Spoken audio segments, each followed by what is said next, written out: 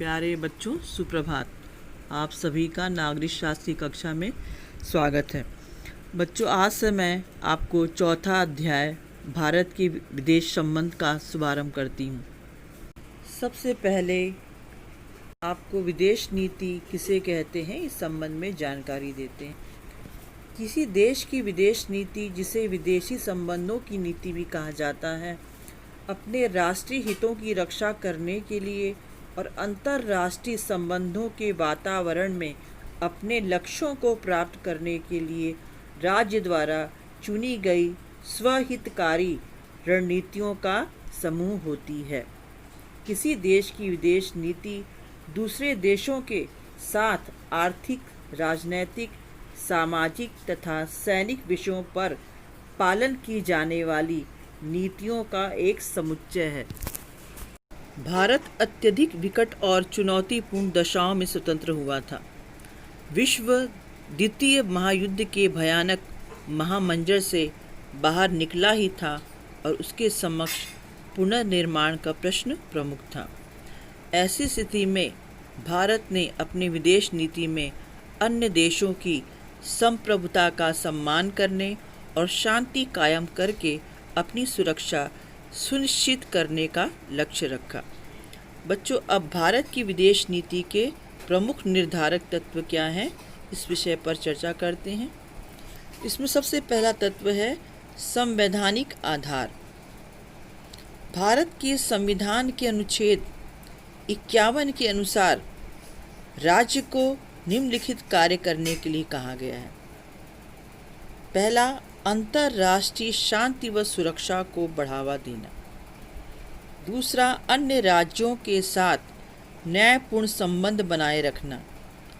Number 3, अंतर्राष्ट्रीय संधियों, समझौतों तथा कानूनों के लिए सम्मान उत्पन्न करना।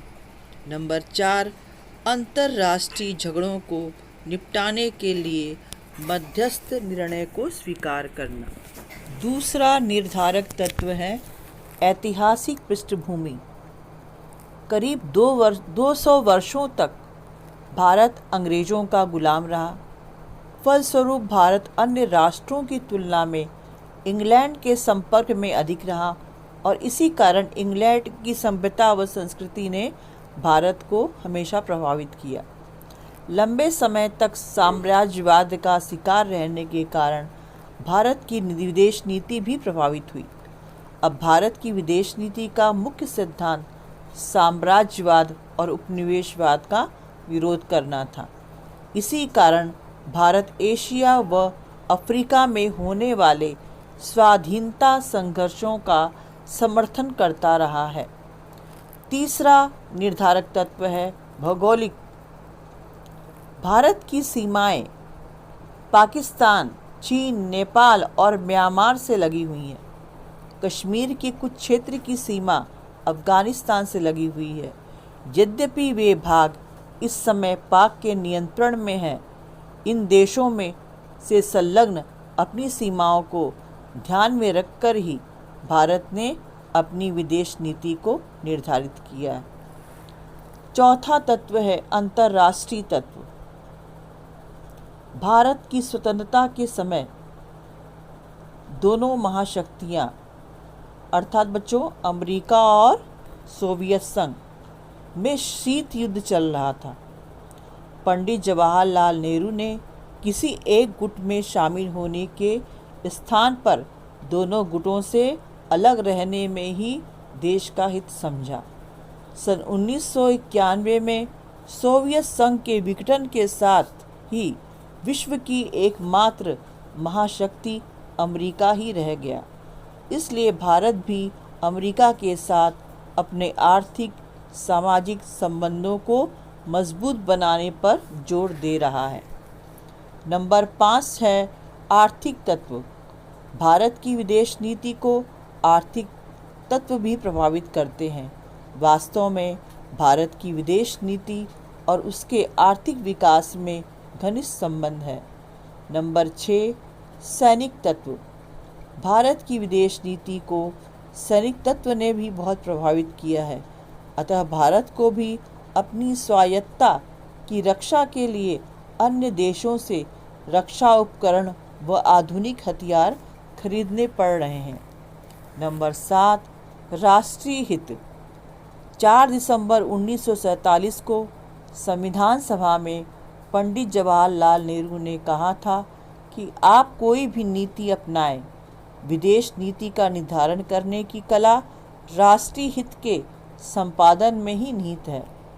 पंडित जवाहरलाल नेहरू ने कूटनिरपेक्षता और विश्व शांति की स्थापना को भारत की विदेश नीति का आधार इसलिए बताया ताकि भारत गुटों से अलग रहकर अपनी आर्थिक तथा औद्योगिक विकास को कर सके। नंबर 8, विचारधारा का प्रभाव। किसी देश की विदेश नीति के निर्धारण में उस देश की विचारधारा का महत्वपूर्ण प्रभाव पड़ता है।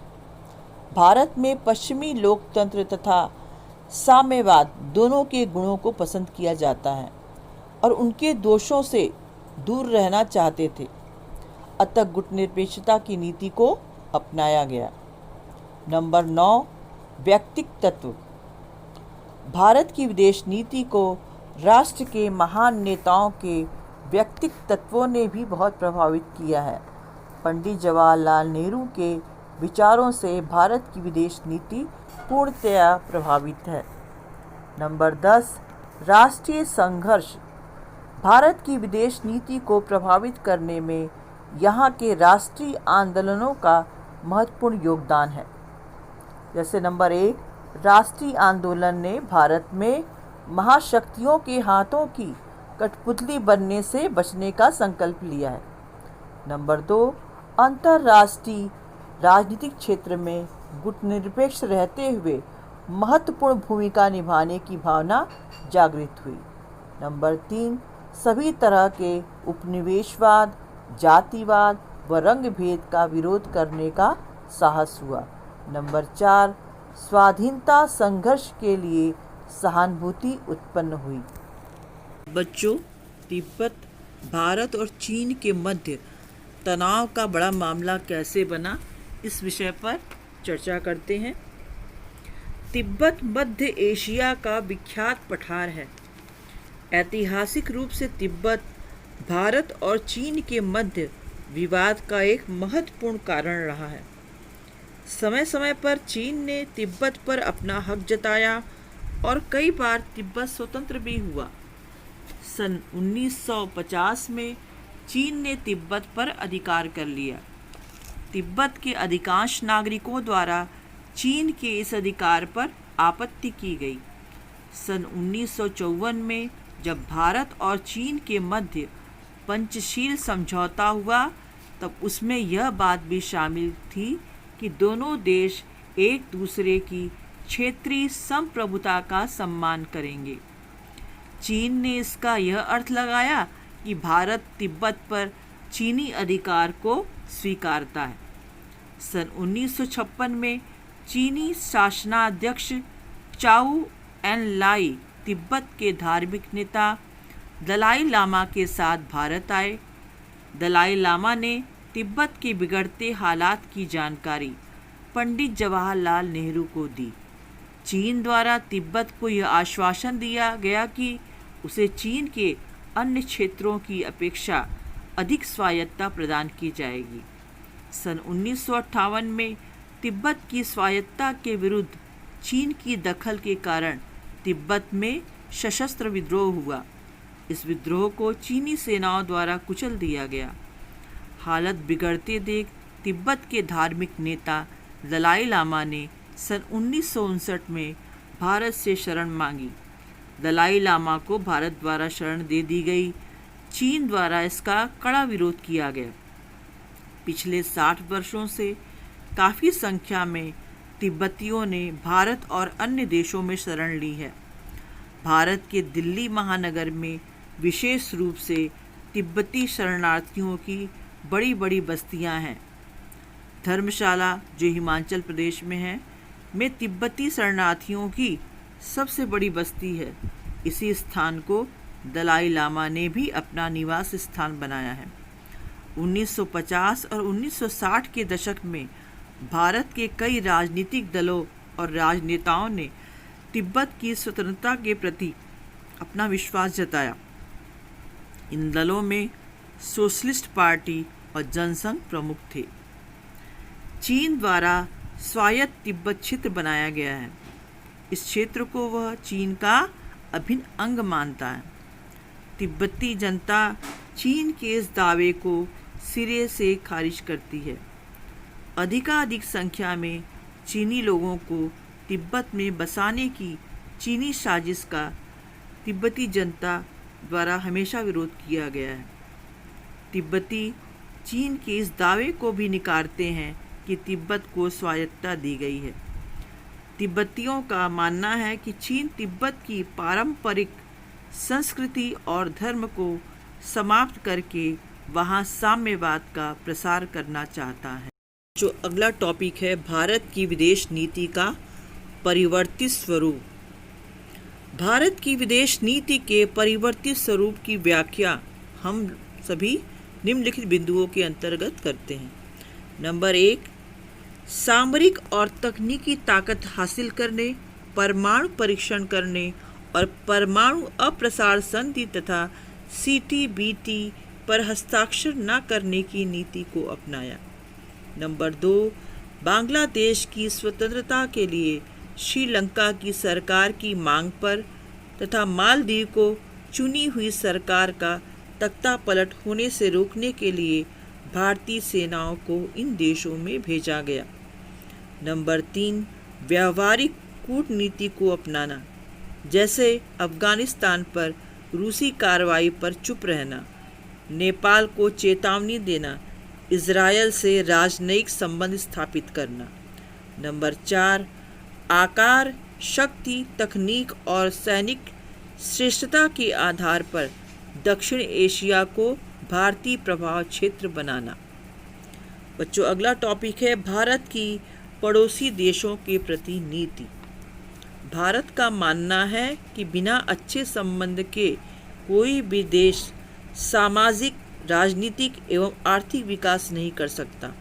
इसलिए भारत ने पाकिस्तान, चीन, बांग्लादेश, श्रीलंका, नेपाल, भूटान, मालदीव, म्यांमार इत्यादि पड़ोसी देशों से मधुर संबंध बनाए रखने के लिए समय समय पर कई कदम उठाए हैं। उन्हीं महत्वपूर्ण कदमों में से एक है सार्क की स्थापना। इससे न केवल भारत के अन्य पड़ोसी देशों के साथ संबंध मधुर हुए, बल्कि दक्षिण एशिया और अधिक विकास कर सकेगा। भारत की नीति यह है कि पड़ोसी देशों के साथ जो भी मतभेद हैं उन्हें युद्ध से नहीं बल्कि बातचीत द्वारा हल किया जाना चाहिए।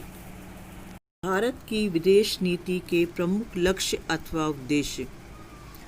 भारत की विदेश नीति का प्रमुख लक्ष्य राष्ट्रीय हितों की पूर्ति व विकास करना है। भारतीय विदेश नीति के प्रमुख लक्ष्य हम निम्नलिखित बिंदुओं के अंतर्गत समझ सकते हैं। नंबर 1, अंतर्राष्ट्रीय शांति व सुरक्षा का समर्थन करना तथा वास्तविक मतभेदों को शांतिपूर्ण समाधान के साथ सुलझाना। नंबर 2, शस्त्रों की होड़, विशेष तौर से आणविक शस्त्रों की होड़ का विरोध करना व व्यापक निशस्त्रीकरण का समर्थन करना। नंबर 3, राष्ट्रीय सुरक्षा को बढ़ावा देना, जिससे राष्ट्र की स्वतंत्रता व अखंडता पर मंडराने वाले हर प्रकार के खतरे को रोका जा सके। नंबर 4, विश्वव्यापी तनाव दूर करके पारस्परिक समझौते को बढ़ावा देना तथा संघर्ष नीति व सैन्य गुटबाजी का विरोध करना। साम्राज्यवाद, उपनिवेशवाद, नस्लवाद, पृथकतावाद व सैन्यवाद का विरोध करना। नंबर 6, शांति, सहअस्तित्व तथा पंचशील के आदर्शों को बढ़ावा देना। नंबर 7, विश्व के समस्त राष्ट्रों, विशेष रूप से पड़ोसी राष्ट्रों के साथ मैत्रीपूर्ण संबंध बनाए रखना। नंबर 8, राष्ट्रों के बीच संघर्षपूर्ण वातावरण को कम करना तथा उनमें परस्पर सूझबूझ व मैत्रीपूर्ण संबंधों को बढ़ावा देना। बच्चों, घर पे सुरक्षित रहकर पढ़ें लिखें और आगे बढ़ें। धन्यवाद।